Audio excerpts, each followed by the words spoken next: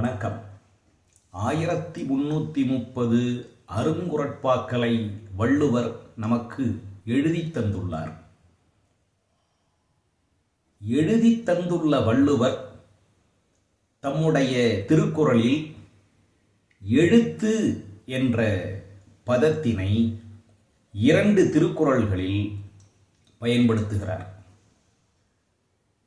தம்முடைய முதல் குறளான அகர முதல எழுத்தெல்லாம் ஆதிபகவன் முதற்றே உலகு என்பதிலே எழுத்து வருகிறது.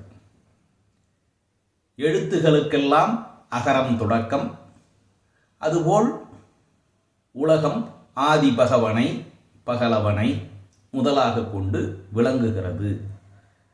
இரண்டாவதாக கல்வி என்ற அதிகாரத்தில் எண்ணென்ப ஏனை எழுத்தென்ப இவ்விரண்டும் கண்ணென்ப வாழும் உயிர்க்கு என்ற திருக்குறளில் எழுத்து என்ற சொல் இடம்பெறுகிறது.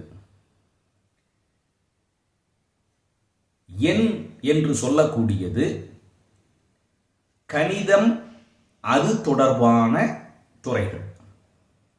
எழுத்து என்று சொல்லக்கூடியது இலக்கண, இலக்கியம், மற்ற கலைத்துறைகள் அனைத்தும். கல்வி என்பது எண் மற்றும் எழுத்து ஆகிய இந்த இரண்டின் சேர்க்கையால் உருவாகக்கூடியது.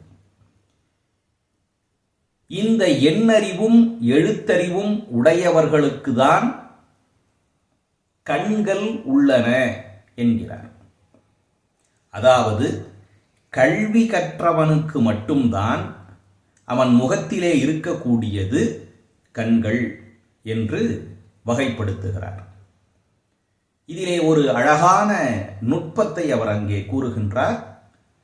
வாழும் உயிர்க்கு என்கிறார். இந்த உலகத்திலே உயிரோடு இருத்தல் வேறு, உயிரோடு வாழ்தல் வேறு. கல்வி அறிவில்லாத விலங்குகள், தாவரங்கள் அனைத்தும் இந்த உலகத்திலே உயிரோடு இருக்கின்றன. கல்வி அறிவு பெறாத மனிதர்களும் மனித வடிவில் உள்ளவர்களும் இந்த உலகத்திலே இருக்கிறார்கள். ஆனால் வள்ளுவர் என்ன கூறுகிறார்? எண்ணும் எழுத்துமாகிய கல்வியை பெறாதவர்கள் இந்த உலகத்திலே இருப்பவர்கள். கற்றவர்கள்தான் இந்த உலகத்திலே வாழ்பவர்கள் என்பதை வாழும் உயிர்க்கு என்று நுட்பமாக புலப்படுத்துகிறார். அவ்வகையில் எழுத்து என்ற சொல் திருக்குறளில் 2 குறட்பாக்களில் இடம்பெறுகிறது. நன்றி, வணக்கம்.